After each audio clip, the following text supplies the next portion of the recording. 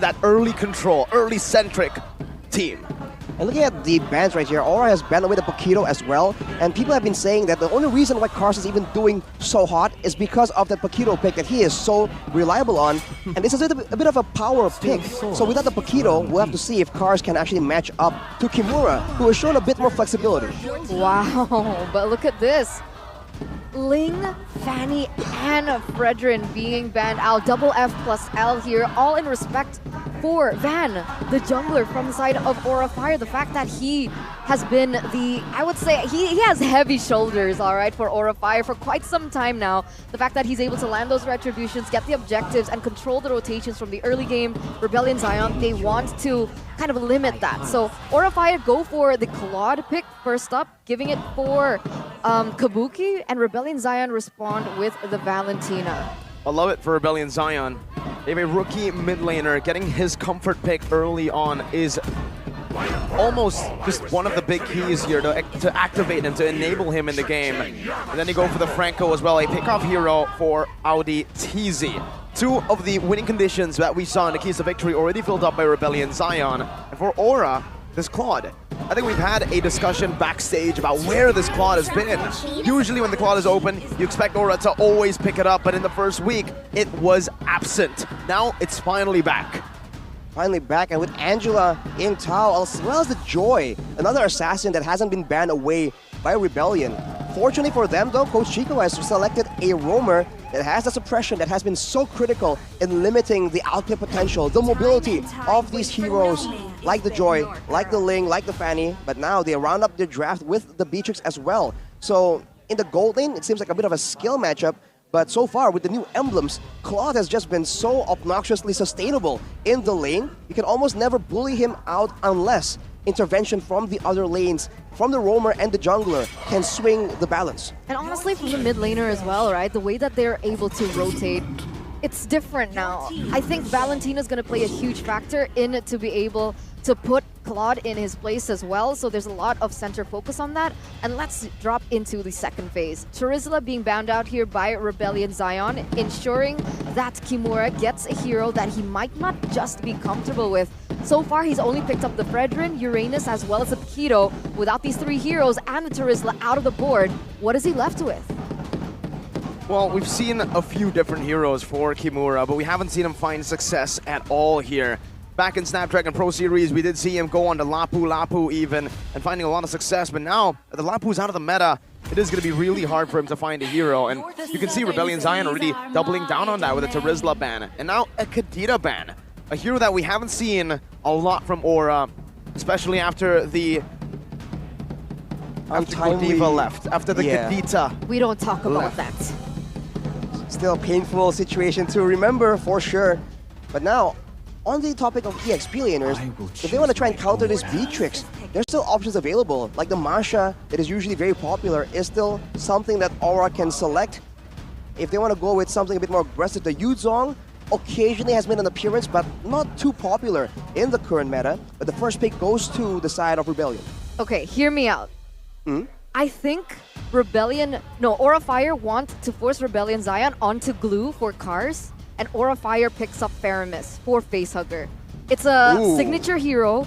We've seen it time and time. This Angela can still be flexed into the roam if they want to, in the hands of High, which is what we saw, I think, 2 weeks ago in the first week of MPL IP.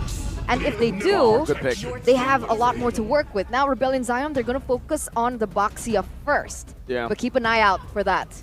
Instead of going for Dominance Ice, forcing the roamers to go for a very early Dominance Ice, taking a lot of resources away, they put the Boxia. They lock it in their composition for the Blue Bulls here to try to nullify that Angela and Joy presence early game. Now they don't need to go and rush Dominance Ice. And Aura, that bait, that glue bait, is no longer here, no longer present. They go for the Ruby and the Novaria. Range and peel. Range and peel, and of course scouting potential for this team right here.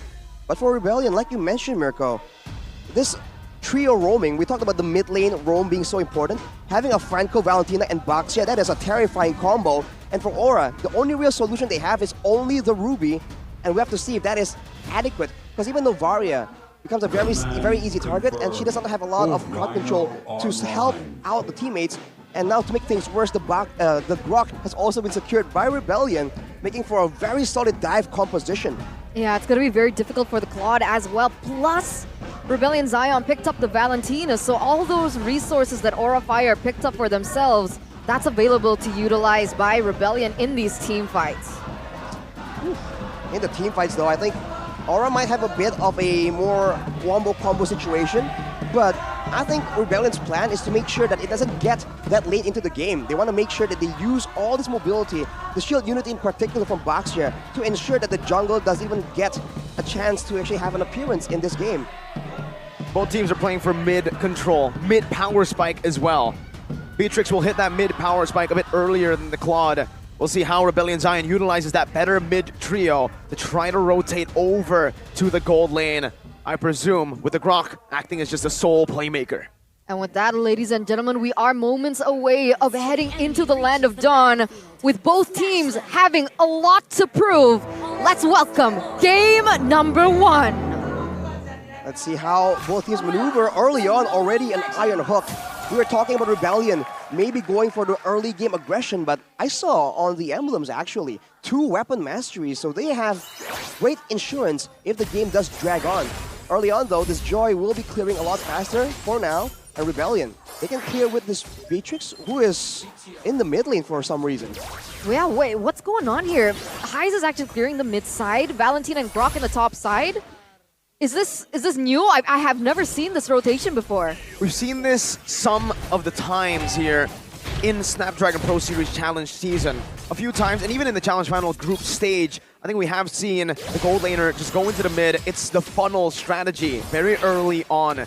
They have a Valentina and Franco though, so I'm not too sure. Usually we see that more often for the team who has the Angela, getting the gold laner or whoever they want to get more gold, to funnel it in a bit more gold than usual. But in this case, I think Heise, he's winning an XP, but he, I think, lost a bit more gold. Kabuki got a few good shots on that turret gold. Yeah, and it's peculiar, right? With that being said, he's going for a very, very aggressive talent and emblem build, penetration as well as weapon master, instead of something like tenacity against the Claude. Sure, it's a bold move, but maybe they have something to plan around it. On the other hand, in the mid lane, Facehugger's on the Angela, but not running the basic emblem, so you can see his mana is running dry quite easily. But you can see that Renbu, even on the Valentina, is struggling to deal with that wave clear, the early spam coming in from the Angela. But as level 4 rolls around, especially in this turtle fight, you're going to see the Valentina, I think, become a bit more impactful. With this rotation, like you guys mentioned earlier on, is there a significant lead for Heise? I guess there is in EXP. I wonder for gold. And it's interesting, right? Because the fact that Heise can get... Oh, wait a minute, Cars! Wall charge coming down. Vincent, good retrieve. Oh. Now it's giving Bloody Hunt, locking Van down. First blood over to Cars with a big smack to the face. Kimura flickering out, getting the stun down, disengaging. But Rebellion starting off strong. Even now trying to punish even more into the purple buff. They're going for more here, looks like. Look at that damage coming in. Audi TZ gets zoned away, but Vincent, it seems like he's going to be able to get this buff. Oh no, Van still manages to get it. Good steal back from Van right there, salvaging the situation. But from Rebellion, that was such a great play. Using all, like, 2 ultimates, essentially, to ensure that Van gets absolutely shut down. Whoa. Now we take a look at the talent's prediction by the Samsung Galaxy S series, and only 2 votes for Aura, but it is Papulong and Omwawa. Wait, am I missing something? Eterna not voting for Aura? Is this a curse? What is going on? Guys, we talked about it at SPS. You know, we were like, you know, maybe there's a reason why Aura hasn't been winning. It's because of a small Eterna curse for Aura. So I'm planning on something different. Let's see how this goes out. But what? Heise gonna be able to take a down high there, propelling his lead a lot further. And you don't want Heise on this Beatrix to scale that quickly. Scaling Beatrix is definitely a huge problem, especially if Audi TZ can continue getting those iron hooks. The follow-up coming in from a Beatrix is just so deadly. And we can see, we'll see if Heise even tries to go and play with the Wesker, because we saw a bit of that the other day, but we haven't seen it too often. It's usually just the Bennett and the Renner. But in the mid lane, it seems like Renbu is just satisfied clearing. He hasn't been that active roaming around the map. You know why? Because they have Audi. They don't really need to force anything. They can just wait for Audi to make these plays happen, to make the calls. And what I know from Audi is he's very disciplined. He doesn't go for anything unnecessary. He's very efficient, stone cold, just like a robot. Just like his previous team, Bigatron Beta. When he led that team to victory, it was all on him to make the calls work. You just had to shout it out, didn't you? Well, in the bottom, it seems like there's a bit of a movement here. Rebellion pressuring both the turtle and the gold lane, sending Rainbow down there, but that might be a mistake. Let's see. Van jumping in. Vincent now with the turtles with Sans. 50-50. Oh! Van. You don't doubt him in a 50-50. Van takes it away. Not even close. No, that's going to be another objective here, falling into the hands of Aura Fire, despite both of these junglers being on at the same level. Let's take a look at how far things have gone for the gold laners, because, man, things are going to go down there. But Beatrix, not even a BOD yet, just Legion Swords. Pretty normal at this time. 6 minutes, I think you would expect the BOD. And they are dead even, essentially, even though there's been more priority for Rebellion to make moves in that gold lane. Now you can see for Aura, that objective gameplay is really suiting them well. Now they're using Van and his Retribution a bit more efficiently, and Rebellion are the ones who are stuck trying to make a fight happen first before they can go for a 50-50 just like that. Vincent? Skill Unity. So there's a tanky boy, a beefy boy in the front right now, getting brought back by the Amber Bandit with a Blazing Duet popped in as well. Now, looking at the electrifying beats, Buddy Hunt going to be able to lock him down, but Van's still able to free hit right now with the hard guard helping him down. Highs in the back free hitting, but Vincent falls with Audi as well. There's a stop, but look at the wild Cars from Cars, finding two. The power of nature takes out Aura. High almost falling to the Renner's apathy by Highs. From gold laner to mega EXP laner real quick. Cars, that playmaking that he was able to do in that team fight, able to just disconnect the members of the side of Aura Fire, making 3 members fall. Rebellion Zion, it's actually propelling them to a 2,200 gold lead at this point. Looking at the audience prediction by the Samsung Galaxy S series though, still 61% favoring Aura Fire. They have the more quote-unquote meta picks so far, but Rebellion, they can use their clutch control as efficiently as they have been doing, especially in that fight, targeting the right members. They could still come out on top here. At a 2.1k gold lead, they have all the chance they need to try and make the play happen. Wait. Okay, audience prediction I find a little bit peculiar. The fact that Rebellion Zion have already picked up a tower in the top side gives them a little bit more space, especially around these neutral objectives of the way that they're able to set up. And look at this. Oh, Van, what? Still winning it out despite being 1 level down. This Prodigy is something different on that retry. That's a lot of questions posed towards Vincent. On that Baxia, it's not like you have a weak neutral objective securing kind of situation. Baxia is usually quite reliable, and he is not succeeding right here. So I think Rebellion, they might have to try and adjust and try something different here. They cannot keep going for these 50-50s. Maybe Audi TZ should try and make a play happen before the neutral objective comes in, and they can try and get something a bit more guaranteed. Yeah, I think they need to make it a little bit more level for Rebellion Zion in these neutral objective takes. Is it right? Vincent level 10, Van level 9 earlier on, and Van was still able to get that turtle? Yeah. What in the world? That's not supposed to be possible. Well, it is when you have a retry god like Van. We saw him on the Fredrin last season. Now he's expanding his hero pool, improving, and so far he has been that sole carry for Aura Fire with Kabuki. I think you said it, heavy shoulders for Van for a while now. So now it comes down to the rest of Aura, because he's done his job in the mid game, securing these objectives. When it comes to the later stage, it's gonna be hard to rely on one man to win these team fights. Look at the damage dealt, especially for Highs right there. He's doing a lot of damage, and we saw one single Renner's apathy is almost enough to just one-shot facehugger. So Aura Fire, they need to be a bit more careful and be a bit more conscious with the damage that Highs can output. In the past few fights, he has not been targeted. He has not been, disabled in any kind of way, but now Audi is stuck in a tough situation between 4 members. Oh, dive in the back as well. Highs here, forced to flick around. Electrifying beats coming down. Highs still able to kite away under the turret. Meanwhile, Audi will fall. Kimura picks the kill up. Van secures the Holy Crystal. Quite fast, wow. 8 minutes in, almost 9 minutes in. And like again, what's Van able to do here in this game is kind of beyond my understanding. being able to get those retributions, the fact that he's still able to farm really efficiently. And the fact is, right, I understand there is a damage coming in from Highs, but you saw in that 1v1 situation, it's not as simple for Highs to output that damage. In that situation earlier on in the bottom side, he actually already picked up the Malefic Roar, but was unable to do damage onto Van.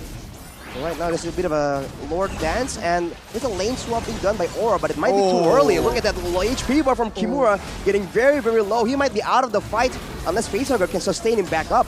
Renner's apathy, not connecting. Renbu stolen the Astral Echo.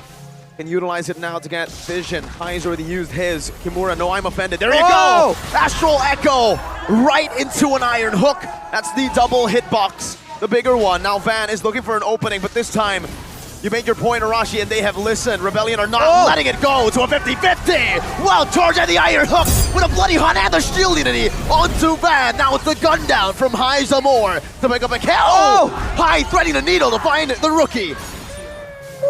Man. Everything all in on to Van. Finally, Rebellion Zion pick up an objective in return for 3 kills. Look at that damage. High nearly gets taken down, but Rebellion Zion, they're picking up the pace, they're taking control, and another tower falls down in that mid side. The impact of the Iron Hook gets shown here yet again.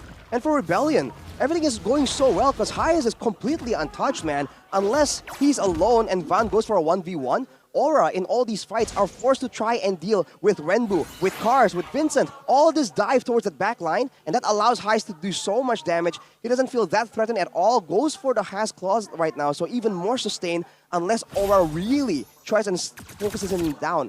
And the defense and crowd control is really showing because earlier, both members that are picked up by a Rebellion are literally stun-locked, unable to move at all. Yeah, and it gets even worse because Renbu has the option of being that engaged potential as well if he wants to. So now Rebellion Zion, they have actually a lot of things to work with, but oh, that was so close. The Joyce kit sure is quite annoying, especially if you have, you know, crowd control you want to land, but look at that damage. Highs is a monster right now, and the turret is going to be the next target. Iron Hook out. Goodbye, Kimura.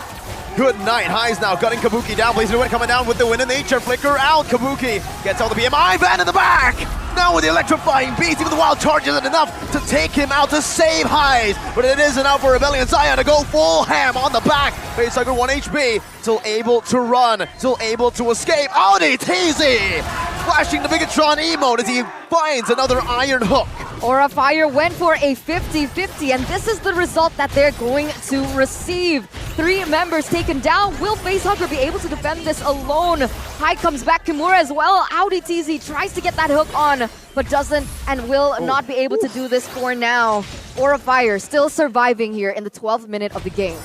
The longer the game goes, though, the more damage Aura will have. Remember, they have essentially 2 mid laners, and High is starting to do a lot of damage. No Lightning Truncheon here, but the Clock of Destiny and the Divine Glaive allows him to do about 1,000 damage, and that was onto Vincent, I believe. That's a lot of damage, especially if it lands onto Highs. Earlier in that fight, Aura was able to pick up 2 shutdowns on both Cars and Highs, and that could be a huge swing in goal that Aura might need if they want to drag this game even longer. That's being optimistic, though.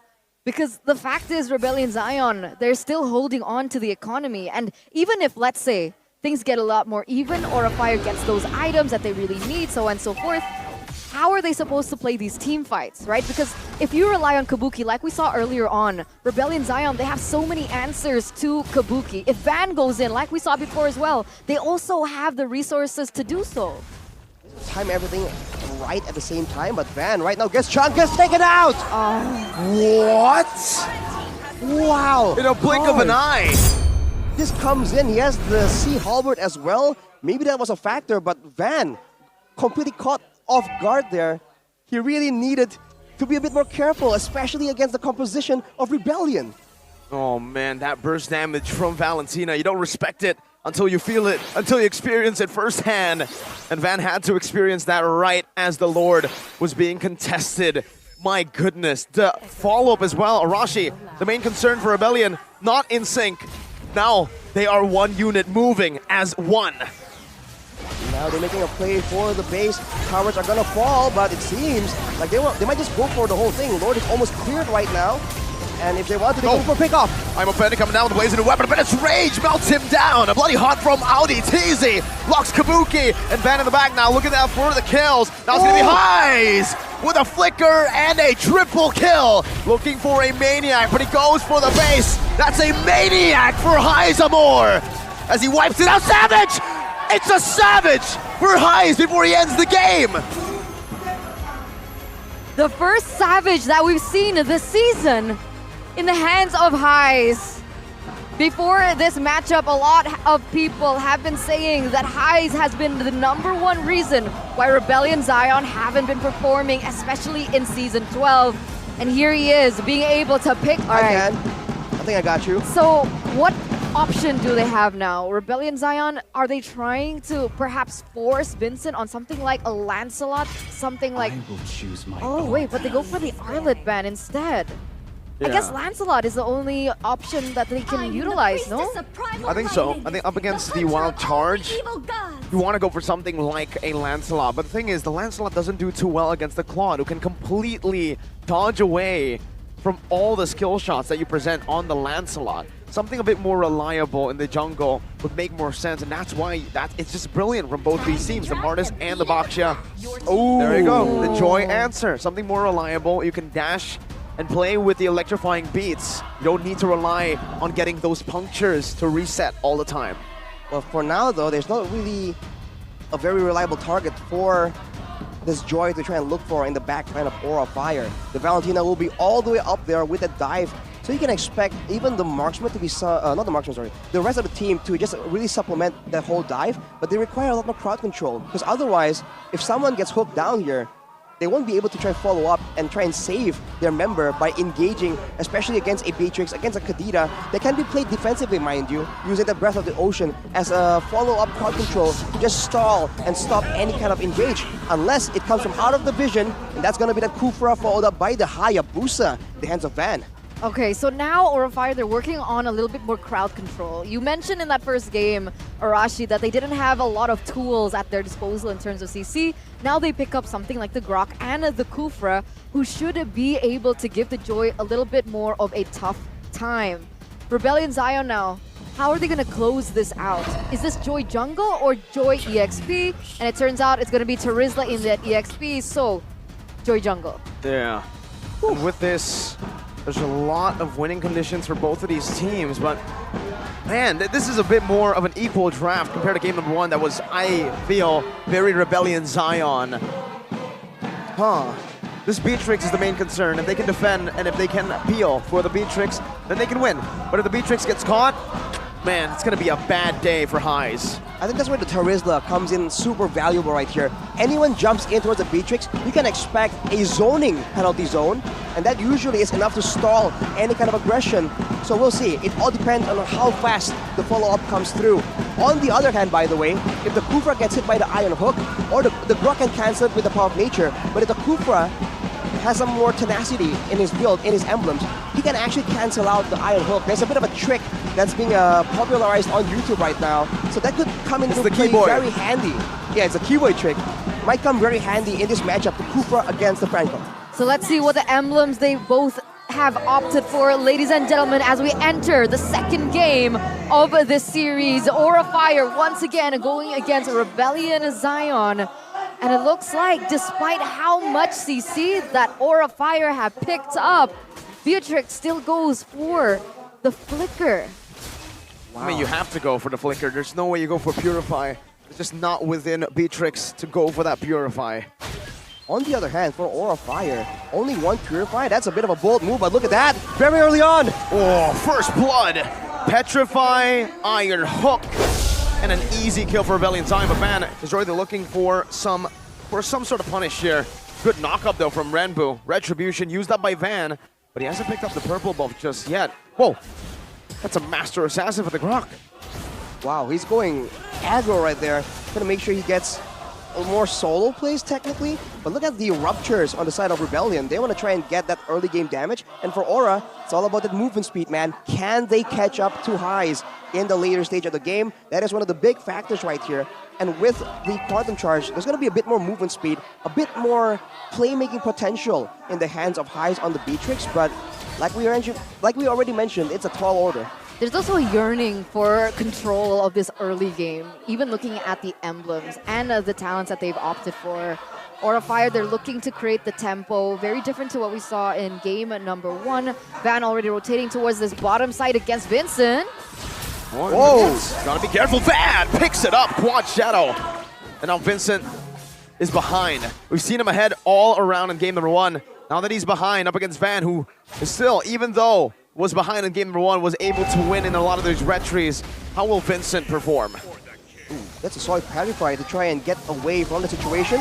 Cars goes in, but unfortunately won't be enough so far. But both teams trading this early game aggression so well. But with that play, that sequence of plays, Aura has the control in the turtle side, and there's no penalty zone for Rebellion to fall back on. Yeah, they're trying to punish Rebellion Zion for wasting those resources. High already charging as well. Favors Revenge and the Rage, locking him down. Kimura will fall. In the back row, Cars 1 HP. Now the Quad Shadow coming in with the Shadow Kill as well. Vincent popping in with the Rhythm. Still able to escape with the electrifying beats, even finding High, but no, the Turtle buff gets him the shield necessary to survive. And Aura has won the early onslaught. Wow, back and forth right here, but Vincent, he is just getting focused down so often. Now we see a shift right here in the talents prediction by the Samsung Galaxy S series. Only me on the English desk voting for Rebellion. Yeah, you can swap. Yikes. I don't know. I feel like there's more to the draft here Yeah. for Aura Fire in game number 2. I think they have a lot more tools to utilize. You can even see that being paid off in the way that they're able to have this impact in the game. Already a turtle in their hands. Rebellion Zion, it's a lot more tricky, I would say. It really relies on Audi TZ. Oh my god, facehugger!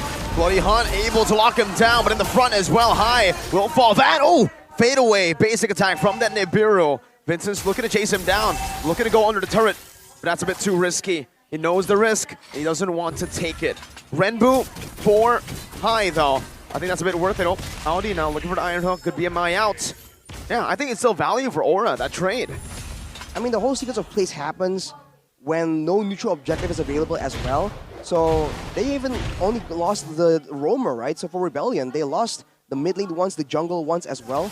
So far they're having more of a tough time trying to crack open the setup from Aura, and they can't really rely on Audi as reliably as they did in game number 1. So maybe, right, maybe this game is going to go in your direction, in your predictions, Eterna and Mirko.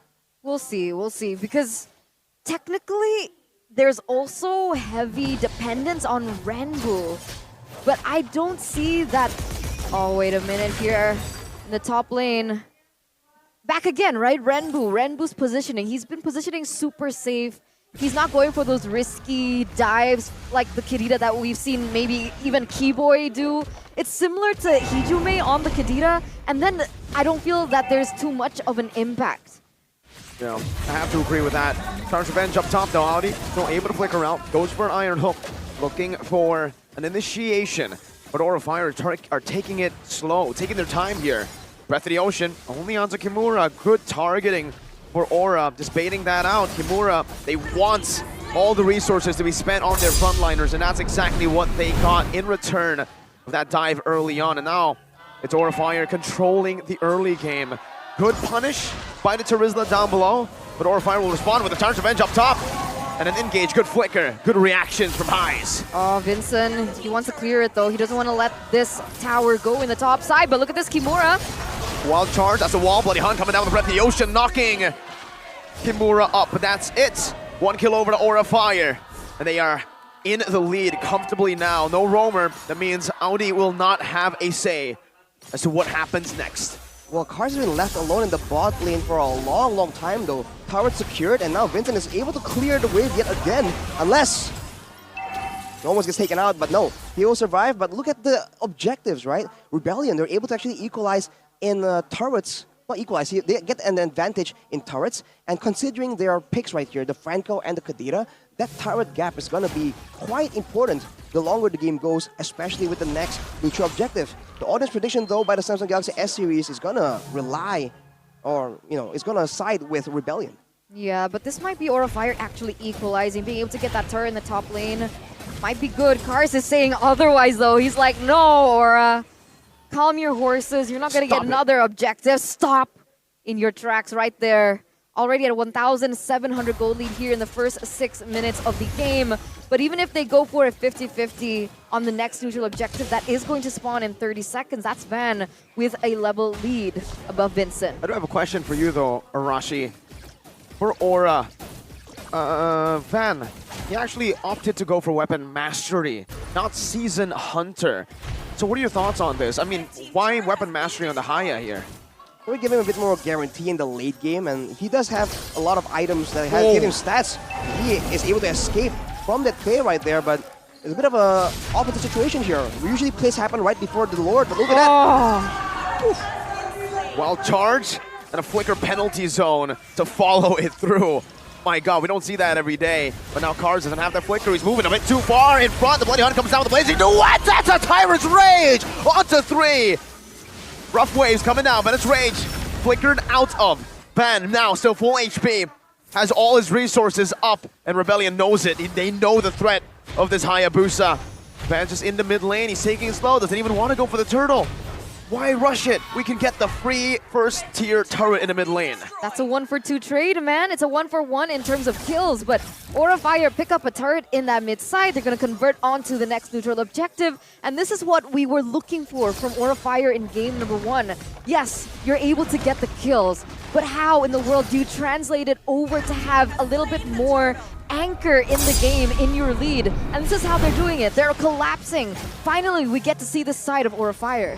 I feel like Aura Fire, they're doing really, really well playing around Van finally, but for Rebellion, they need to try and make plays happen when the objectives are not up and they are not forced to try and move into where Aura Fire wants them to be like now. Oh, Wild Charge cancels it out though. Perfect sync from Kimura as well. High knocks Audi up. Now Red Bull the back with Petrify. And the rough waves. High's got him down. Blazing Duet coming down though. And is going to be able to lock him out. Now the Shadow Kill in the back. Dealing a lot of damage. He doesn't even use it just yet. It's still just the Quad Shadows. Kabuki melts the frontliners away. Vincent now with the rhythm. Oh, he dashes a bit too far. Beautiful BMI. But it's still worth it for Rebellion Zion. It's a 3-for-2. Nope.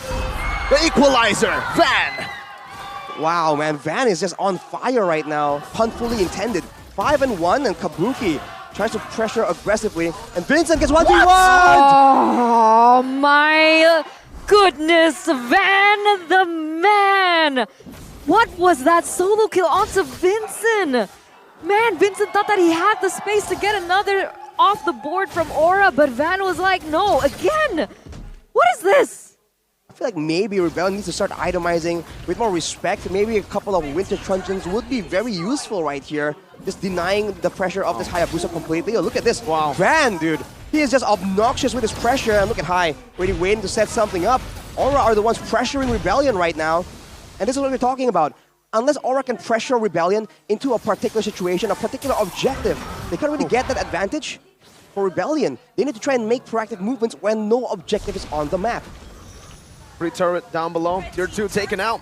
And Kabuki's not even at risk of any pick-off, sort of pick-off. Rebellion can try their best to commit onto Kabuki, but that Purify grants him a get out of jail free card. Oh, Iron Hook. Kimura, Bloody Hunt, everything used up. This is not worth it. Onto the XP lane, I don't think so. Aura now have a lot more openings into this team fight, but if Rebellion Zion can pace it down, then it is definitely valuable for them. It's a little bit more balanced for Rebellion Zion, right? Sure, they wasted all their resources onto Kimura, but they needed a little bit of... They needed something, right? With Van, level 14, Vincent only 15. Oh! Like that, there you go! That's definitely value. They pull in high, but with no Bloody Hunt, with 2 ultimates down, 3, they can't force the issue. And Kimura's back up. That's why I said earlier, that trade, 3 ultimates for 1 wild charge, technically. Now, oh my god, Shadow Kill. Quad Shadow back. Oh, Renbu with the rough waves. Petrify as well. Van able to survive. Van! but it's gonna be traded down. Hyde with the shutdown. Now the Blazing Duet comes around onto the back with a knock-up from Hyde. Now the Bloody Hunt stolen and locked down onto Cars. Kabuki takes him out. And it's a 4-for-1 for the Dragons. 4-for-1 for the Dragons, but without Van, they're unable to commit onto the Lord. It was a magnificent engage of symphonies and resources by Aura Fire, but they were only able to level it out. Vincent still standing strong, trying to get the wave control there in the mid side. They want to get their own buff as well. Will Kimura get it? Oh no, he won't. Vincent's going to be able to get that purple buff still. But that's, again, back to 0 between both of these teams in the term of the Lord Dance. And that's very intense because Hayes was able to get the shutdown onto Van, which is massive. But afterwards, they need to stop crowding like this. They got caught in the Blazing Duet Wild Charge combo, and Cars is just nowhere available to try and stave off the aggression. ODTZ though goes for another pick off. But it's Rage again. Kimura getting picked off on the croc by Franco again. How many times has this happened in this game? I mean, it's Audie's fault. He's landing these insane iron hooks out of nowhere. And look at the wave control though. Another iron hook. It's always the same. It's on to Kimura, and then, penalty zone. Flicker, actually. Kabuki was able to dodge away from it. Face hugger, though, in the back. Gets melted down. Petrify on the back van. So able to escape with the quad channel. Renner's apathy. Charged in. Kabuki. So able to hit. Now High getting locked down. Shadow kill onto Renbu. Takes him out. Now it's a retreat battle, but Vincent takes it. High still looking for the fight. Van disengages. Rebellion Zion with a clean neutral objective take. That's the pick-off strength from Rebellion, man. Before you know it, you lose one member. When the Lord is up, Aura cannot spread out. Then they might as well stick together and risk getting comboed by what? A penalty zone and a Beatrix combo? That's a lot more beneficial than just losing one of your members one by one, and now they go for it again. Wow. High gets picked off. Another iron hook now. Oh, it's a Flicker Wild Charge in the back right now. Knocking him off. Blazing Duet, unable to take him down. Vincent running him down. Kabuki versus Vincent, and Kabuki falls. It's a solo kill, basically, out with iron hook once again. Aura losing another team fight while the Lord is up. Rebellion will definitely punish. Oh my God. What is Audi made of? Audi's fishing for dragons today. Look at that accuracy onto him and what he's able to do with it. Rebellion Zion from a 2,000 gold deficit. They've picked up the gold lead. They have a Lord marching down the bottom side. Kabuki hasn't even spawned yet. And it's just a disaster for Rebellion, for Aura. Renbo going deep, rough waves. It's all this distraction to zone them away from the Lord. Phase turn number 1 taken down. Now Vince gonna be engaged on Shadow Kill all the way. Vincent overextending. Shut down for Aura. And now it's back for Aura. Conceal. Rebellion need to respect this, and they do. Yeah, Aura definitely wants to try and extend that fight even more, knowing that Vincent is no longer in the vicinity. But man, for Aura, now you're seeing the limits of this Hayabusa, Winter Truncheons, Wind of Natures available in the side of Rebellion that just swings the tides in their favor. Along with that, of course, the Iron Hooks from ODTZ is just insane, and Aura needs to try and find a way to circumvent that for sure. With 2 base turrets down, now there's going to be pressure in two of the lanes. One can be managed by Rebellion, and they have the chance to pull apart Aura from each other and deny them the chance to go for those big combos. This is where Aura needs to find a huge moment to turn this around. It's going to be with the next Lord for sure. Yeah, they definitely need to as well. The fact that if they do split off, Rebellion Zion are usually 1 or 2 steps ahead. Getting the right hooks at the right time, Audi TZ especially. It's difficult, right? Because Aura Fire, they want to be able to utilize their composition. They want to be able to utilize the fact that they have a Hayabusa, they have a Claude who can easily push into those side lanes. But look at Rebellion Zion going in for another. No way! How does he keep doing it? Another one for Audi TZ. Rebellion Zion's trump card reveals itself in the late game. Aura, man, they need to respect the preemptive hooks. Because again and again, there is no vision. He just keeps hooking at common spots, and Aura is always in the right spot. Unless they're grouped up together, they cannot be staying in these situations. They have to control the waves and move as 5. Now without the Kufra, there's no chance they go for this. Or maybe they do. Kimura's opening up, Power of Nature, now Wild Charge on the 2 fan. Watch it win! It's gonna be Vincent who wins it though. Blazing Duet to the back right now, knocked up in the penalty zone. Still able to use that Purify and escape. Renner's apathy! Blocked by Facehugger. Rebellion wins the neutral objective, and they disengage.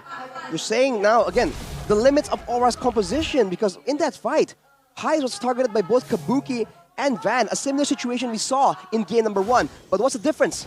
Both are doing physical damage. With the Wind of Nature, he just completely outplayed all of that. And now, this late in the game, 9-1, Van can get taken out by Highs with 3 basic attacks on the Nibiru. So he can no longer have that outplay potential. He can no longer be as audacious as he has been so far in this game. With the Lord marching down, Rebellion are going to be looking for yet another pickoff, and they are looking to manage the waves. Look at this. How do they do it though? How do Aura Fire? Are they supposed to just go full in onto Audi TZ? Get him off the board first? Like how?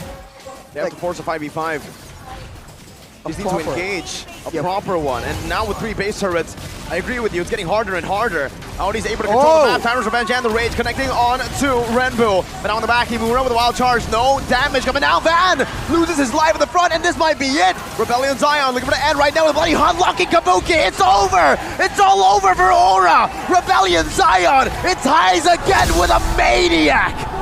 And it's a 2-0 clean sweep. Wow, man. When you thought that the Rebellion was done, that they have been cracked open, no, they turn it around with a solid draft as well. Man. Nice. Highs, Audi. Bro.